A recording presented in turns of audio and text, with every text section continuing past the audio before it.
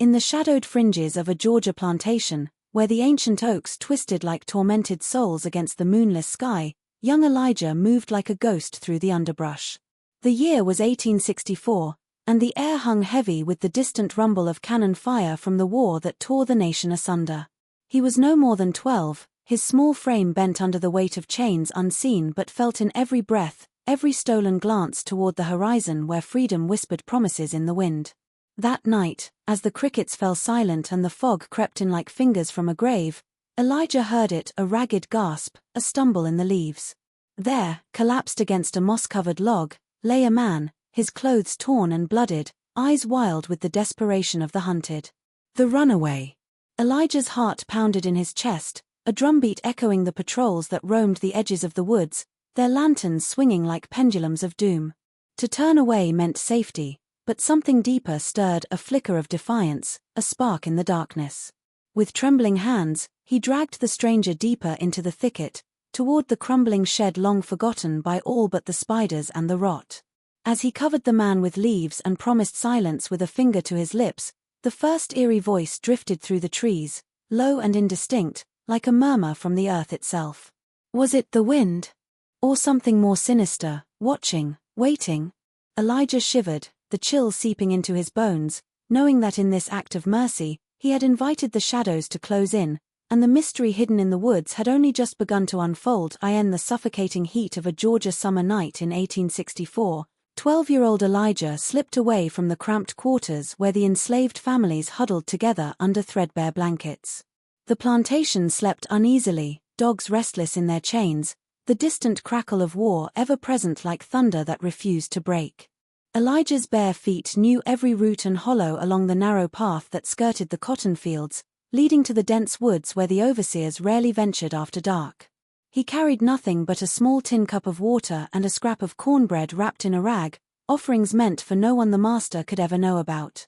The air was thick with the scent of pine and damp earth when he heard it, a low, ragged moan that rose and fell like the wind through the branches. He froze, heart hammering against his ribs, every instinct screaming to turn back. Patrols rode these edges sometimes, lanterns swinging, hounds baying at shadows. But the sound came again, weaker this time, unmistakably human. Elijah crept forward, parting the low-hanging vines until he saw him, a man crumpled against the base of a massive oak, one leg twisted at an unnatural angle, dark blood soaking through torn trousers.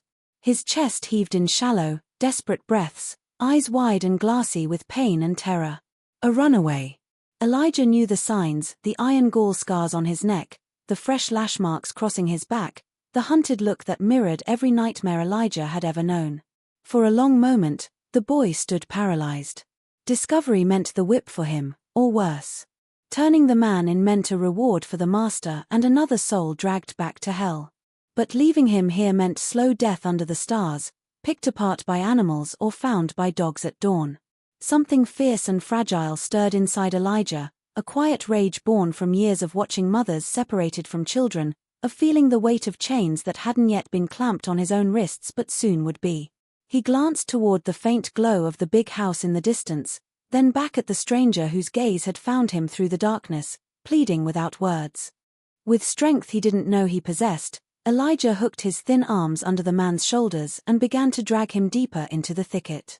Branches clawed at them both, leaves rustling too loudly in the stillness. The man was heavy, fever-hot, his breath coming in wet gasps against Elijah's ear. They moved inch by agonizing inch until the crumbling remains of an old storage shed emerged from the gloom, boards warped and silvered by time, roof half-caved but still offering shadows thick enough to swallow two bodies whole. Elijah eased the stranger inside, settling him against a pile of rotting sacks that smelled of mildew and forgotten tobacco.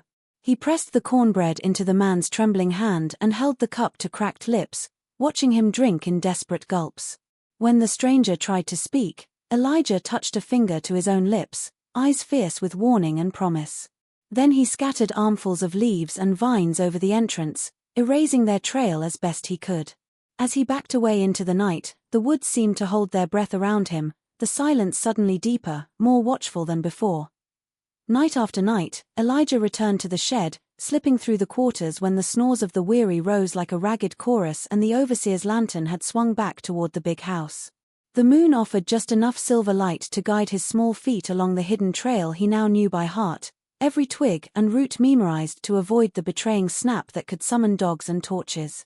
He carried whatever he could steal without raising suspicion, a heel of cornbread tucked inside his shirt, a handful of field peas, sometimes a strip of fatback if the cook had turned her back long enough.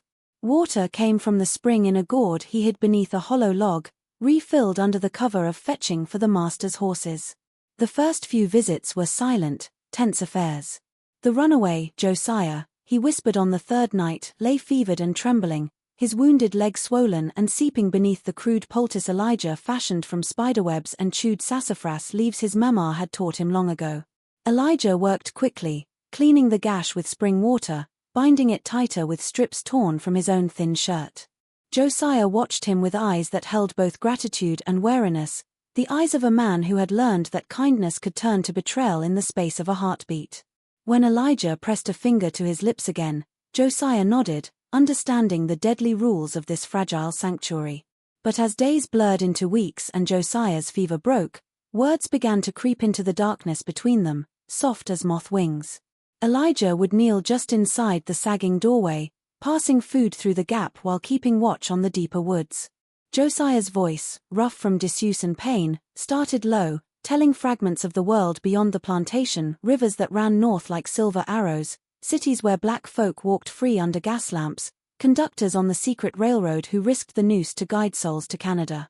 Elijah drank in every syllable, his own whispers returning stories of the quarters, the old songs sung soft so the master wouldn't hear, the way his mama's eyes shone when she spoke of a grandmother who had vanished north years before the war. A bond formed in those stolen hours, fragile as frost on winter grass yet fierce as the roots twisting beneath their feet. Elijah began to linger longer, crouching close while Josiah traced maps in the dirt floor with a stick, routes marked by stars, safe houses hidden in Quaker barns, rivers to cross only when the moon was new. In return, Elijah spoke of the small rebellions he had witnessed, tools broken just enough to slow the work, salt spilled into the master's coffee when no one watched. Josiah's faint smile in the gloom became Elijah's reward, a shared spark of defiance that warmed against the creeping chill of constant fear. Some nights, when the wind carried the distant howl of hounds testing their chains, they fell silent, breathing together in the dark, two heartbeats echoing the same desperate hope. Elijah learned the weight of secrets, how they settled on the chest like stones, yet also how they could lift a soul higher than any chain could drag it down. Under the rotting roof where moonlight striped the floor like bars turned sideways, the boy and the man wove a thread of trust that stretched across the abyss of their worlds, thin but unbroken, carrying whispers of freedom through the long, watchful nights as the weeks stretched into months. The woods around the shed began to change in ways Elijah could not explain. The nights grew heavier, the air thicker, as if the ancient oaks themselves leaned closer to listen. At first he thought it was only his own fear sharpening every rustle, every creak of branch against branch, but then the voices came, soft, drifting murmurs that rose from nowhere and dissolved into the dark before he could grasp their meaning. They were never loud enough to wake the crickets or stir the owls, yet they threaded through the silence like smoke under a door. Elijah first heard them on a humid evening when the fireflies hung low and sluggish. He had just eased the shed door shut behind him, Josiah's whispered thanks still warm in his ears, when a low cadence brushed past him, words too faint to catch, spoken in a tone that felt almost familiar, like an elder calling from the edge of a dream. He spun around, eyes straining into the black wall of trees, but saw nothing except the slow sway of Spanish moss. His skin prickled as though a cold hand had grazed the back of his neck. He hurried home that night, barefoot steps quick and silent, telling himself it was only the wind playing tricks among the leaves. Yet the voices returned, night after night, always when he was alone on the narrow path between the quarters and the shed. Sometimes they came as a single murmur, rising and falling like distant singing. Other times they overlapped, two, perhaps three, threading together in hushed conversation he could never quite reach. They never called his name, never threatened, yet each occurrence left him shaken, breath shallow, heart skittering against his ribs. He began to vary his route, slipping through different gaps in the undergrowth, but the voices followed, always waiting in the deepest shadows. Doubt crept in alongside the fear. Was he losing his mind under the weight of the secret? The long days in the fields bent beneath the sun, the nights stolen for Josiah, sleep came in snatches, broken by dreams of chains and barking dogs. Perhaps exhaustion had opened a door inside him, letting phantoms spill through. Or worse, maybe the woods themselves resented the hiding place, angry spirits of runaways long dead whispering warnings that this mercy would end in blood. Elijah pressed his palms to his ears some nights, but the voices slid beneath his hands, patient and persistent. Josiah noticed the change in him, the way Elijah's eyes darted toward every shadow, the tremor in his hands as he passed the food. When asked, the boy could only shake his head, afraid that speaking the mystery aloud might give it strength. So the voices remained his alone to carry, a chilling companion on every journey through the dark, weaving threads of dread into the fragile tapestry of hope he and Josiah had begun to spin. By the time the leaves began to yellow at the edges, small things had started to vanish from the plantation. A sack of meal here, a few ears of corn there, a rind of bacon left too close to the smokehouse door. Nothing large enough to draw immediate fury, but enough for the overseer, Mr. Hargrove, to narrow his eyes and mutter about thieving hands among the quarters. Elijah felt the shift like a tightening noose. Every missing scrap had passed through his own fingers first, carried off under his shirt or hidden in the folds of a burlap bag he pretended to use for gathering kindling. Hargrove was a thin, sunburned man with a voice like a whip crack and a habit of riding the wood's edge at dusk, lantern raised high, searching for signs of runaways or rebellion. Now he came more often, sometimes dismounting to poke among the underbrush with the butt of his rifle, dogs straining at their leashes beside him. Elijah watched from the fields, hoe motionless in his hands, as the man's gaze swept the tree line where the shed crouched invisible beneath vines and shadow. The patrols doubled, 2 men now instead of 1, their horses snorting plumes of frost into the cooling evenings, lanterns swinging in slow arcs that cut golden wounds through the dark. Elijah's journeys grew riskier. He waited longer after the big house windows went black, counting heartbeats until the quarters settled into uneasy sleep. Some nights he crawled on his belly through the tall grass to avoid the sweep of light, thorns tearing at his knees and elbows. When the dogs barked too close, he smeared himself with wood ash and lay flat beneath low-hanging branches, breath held until his chest burned. Once, a rider passed so near he could smell the sweat of the horse and the sour whiskey on the man's breath. To throw them off, Elijah began leaving false trails, a broken twig here, a scrap of rag caught on a briar there, always leading deeper into the swampy ground where horses bogged down and men cursed. He scattered cornbread crumbs along paths that ended at sinkholes, tucked an empty gourd beneath a fallen log far from the shed. When Hargrove found these signs, he followed them with triumphant shouts, only to return muddied and empty-handed, rage sharpening his watchfulness but pulling it away from the true hiding place. Each diversion bought time, but the cost carved itself into Elijah's face, dark circles beneath his eyes, a constant twitch at every distant bark. He moved like a shadow among shadows, inventing new routes nightly, learning to read the wind so it carried his scent away from the dogs. The woods, once a refuge, now felt like a living trap closing slowly around them both, every rustle a warning, every beam of lantern light a promise of discovery.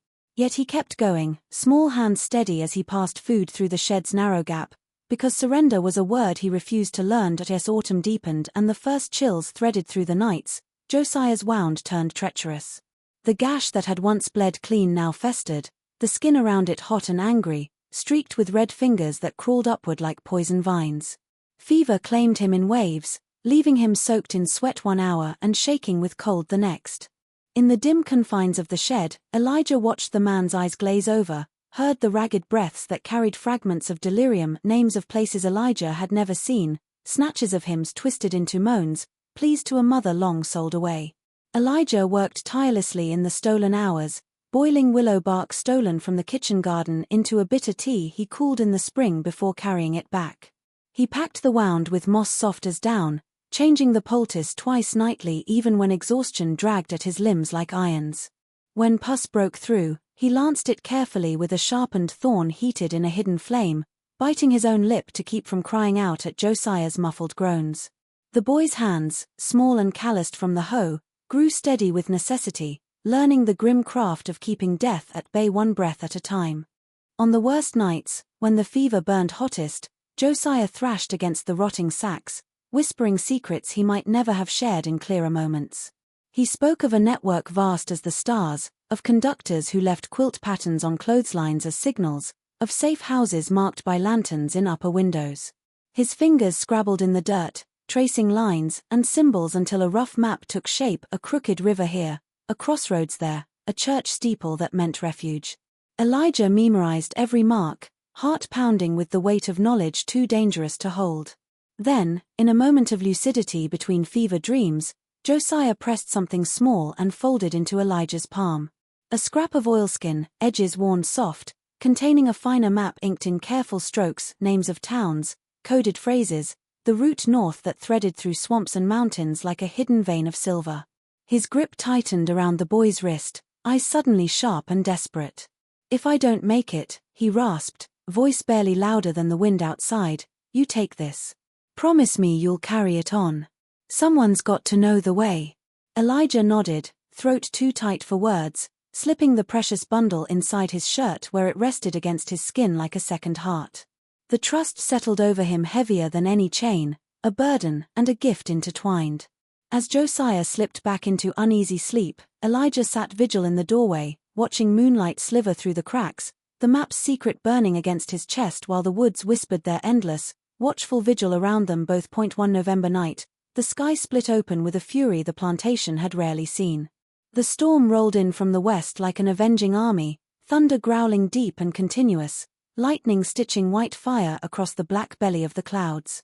Rain came in sheets, hard as buckshot, turning the red clay paths to rivers and the low places to lakes that swallowed boots whole. Elijah lay rigid on his pallet in the quarters, listening to the wind scream through the cracks and rattle the tin roof overhead, every crash reminding him of the shed miles deeper in the woods, its half-caved roof already sagging under years of neglect. He waited as long as he dared, counting the seconds between flashes, praying the storm would drive the patrols indoors. But the thought of Josiah alone, fever-weak and trapped beneath rotting boards that might give way under the onslaught, clawed at him until he could bear it no longer. Slipping out while the others slept uneasily around him, he pulled a torn feed sack over his head and ran barefoot into the deluge. Water stung his face like needles, mud sucked at his ankles. Branches whipped across his cheeks, drawing thin lines of blood that mixed unseen with the rain. Lightning lit the world in blinding bursts, showing him the path one heartbeat at a time before plunging him back into darkness. By the time he reached the thicket, the storm's full rage was upon the woods. Trees groaned and cracked, one ancient pine splintering nearby with a sound like cannon fire.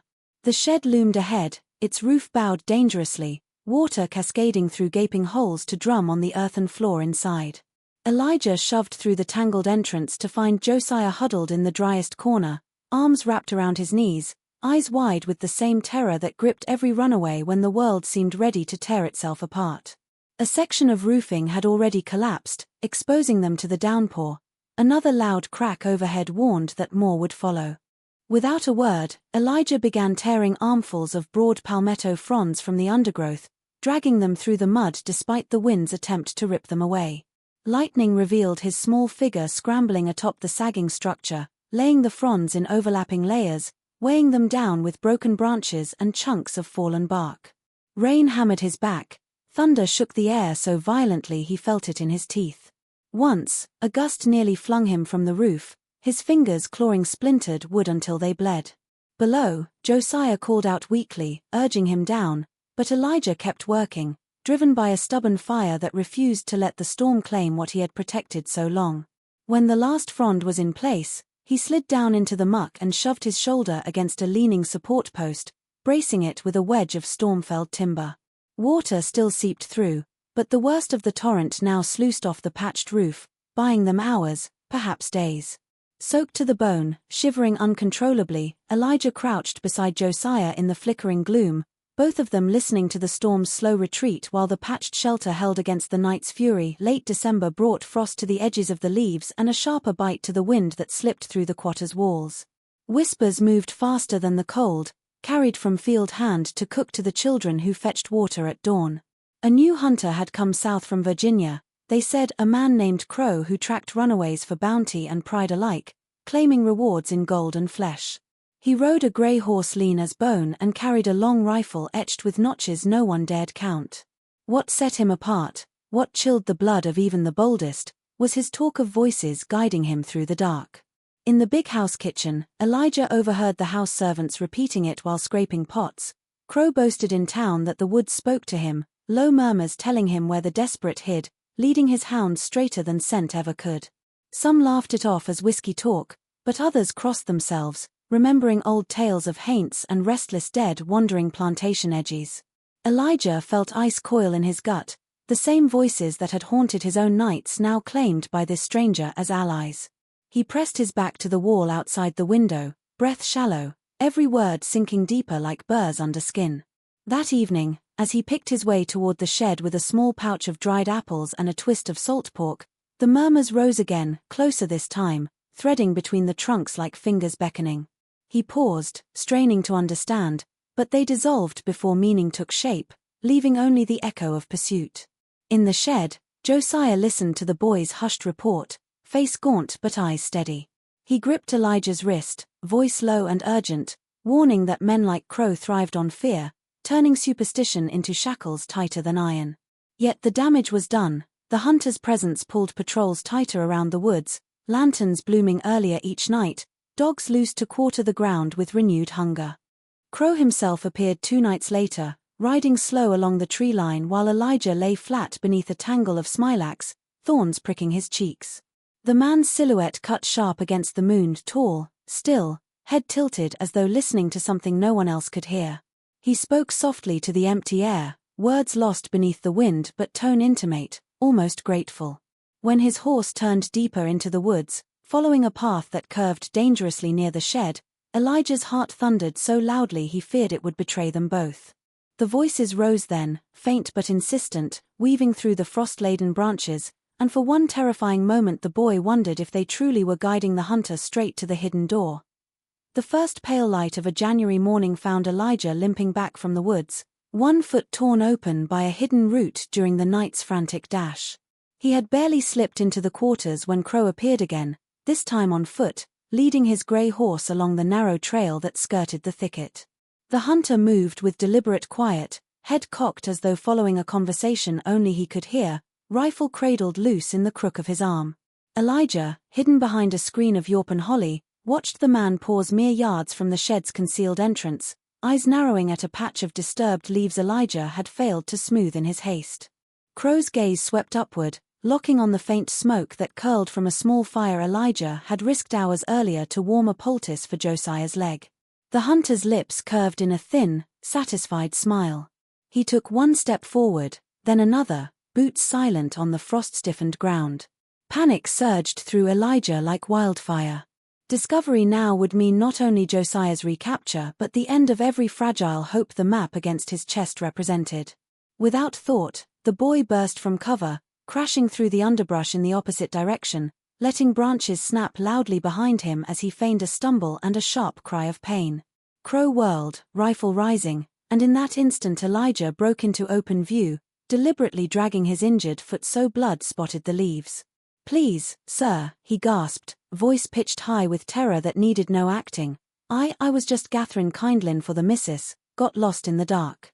The lie spilled out breathless, eyes wide and pleading as he crumpled to his knees, clutching the torn foot that now bled freely from the fresh exertion. Crow's eyes flicked from the boy to the deeper woods and back, suspicion warring with the sight of a child clearly hurt and alone. Elijah babbled on, words tumbling over one another, how he'd wandered too far chasing a rabbit, how the cold had numbed him until he couldn't find the path home. Tears cut clean trails through the dirt on his cheeks, real enough to blur his vision. Crow lowered the rifle a fraction, frustration etching his features as the voices he followed seemed to fade, replaced by this small, trembling interruption. He grabbed Elijah by the collar, hauling him upright with rough impatience, demanding to know exactly where he'd been. Elijah pointed vaguely southwest, away from the shed, whimpering about a creek he'd crossed twice. Grumbling, Crow dragged the boy back toward the plantation, horse trailing behind. Each step sent fire through Elijah's foot, but he kept the limp exaggerated, kept the tears flowing, knowing the blood trail now led nowhere near Josiah. By the time they reached the quarters, the master himself emerged, drawn by the commotion, and Elijah's injury became the focus, scolds for wandering, threats of punishment softened by the inconvenience of a limping field hand. Crow lingered only long enough to claim he'd found nothing more, eyes still searching the tree line before he mounted and rode off, cheated for now. Left alone as the others were sent to work, Elijah sat on an overturned bucket while the cook bound his foot with a strip of clean rag, every throb a reminder of the price paid to buy another day of secrecy. The voices in the woods had fallen silent, as though holding their breath alongside him. By early February, Josiah's strength had returned enough for him to stand unaided, leaning heavily on a crutch Elijah had fashioned from a sturdy hickory limb. The leg still bore an ugly scar, puckered and shiny, but the fever had left his eyes clear and sharp again. In the dim shed they spoke no longer of mere survival but of escape northward, following the map now committed to memory and hidden once more beneath Elijah's shirt. Josiah traced routes in the dirt by moonlight, naming stars that would guide them, rivers to ford only when ice broke, safe barns marked by a single lantern hung high. Elijah listened with a hunger that frightened even him, dreams of freedom no longer distant tales but plans taking shape in whispers. Yet secrets held tight for 9 months had begun to fray at the edges. Old Silas, a grey-haired field hand who had watched Elijah slip away too many nights, cornered the boy one dusk behind the smokehouse. His eyes, milky with age but keen with suspicion, bored into Elijah's as he gripped the child's arm hard enough to bruise. "You carryin' food where it ain't meant to go," Silas muttered, voice low and trembling with equal parts fear and anger. "Fool boy, you gonna bring the whip down on all us?" Elijah froze, heart slamming against his ribs, the weight of betrayal sharp as any lash. Silas had lost a son to the patrols years before, the old man's caution was carved deep. Elijah pleaded in whispers, telling just enough a wounded man, near death, hidden deep, not names or maps, only the mercy of it. Silas's grip loosened, face twisting between fury and sorrow. He spoke of the risk, how one captured runaway could mean the sale of dozens to cover the loss, how fear turned neighbors against each other faster than any master's threat. Elijah dropped to his knees in the cold dirt, promising that Josiah would leave soon, that no trace would lead back to the quarters.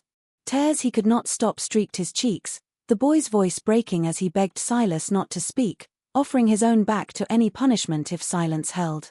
The old man studied him long, the wind rattling the bare branches overhead like dry bones. Finally Silas released him, turning away with a heavy sigh that carried the weight of too many compromises. "I see nothing," he muttered, "but you best make that man gone for the Thor brings more hunters."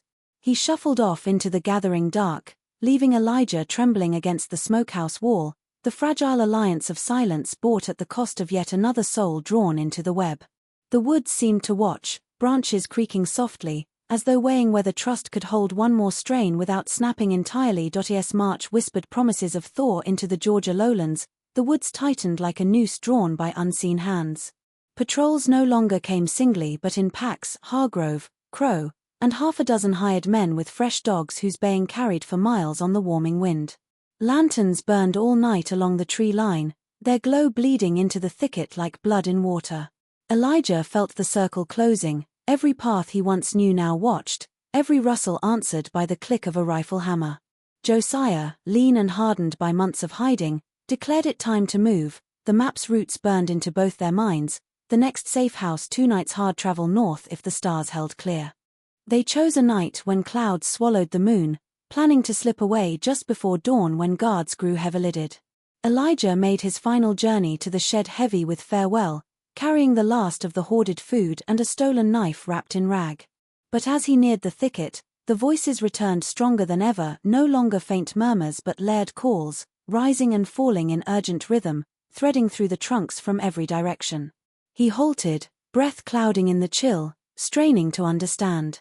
For the first time, words shaped themselves clearly, soft warnings, guiding phrases, names of trails and dangers ahead.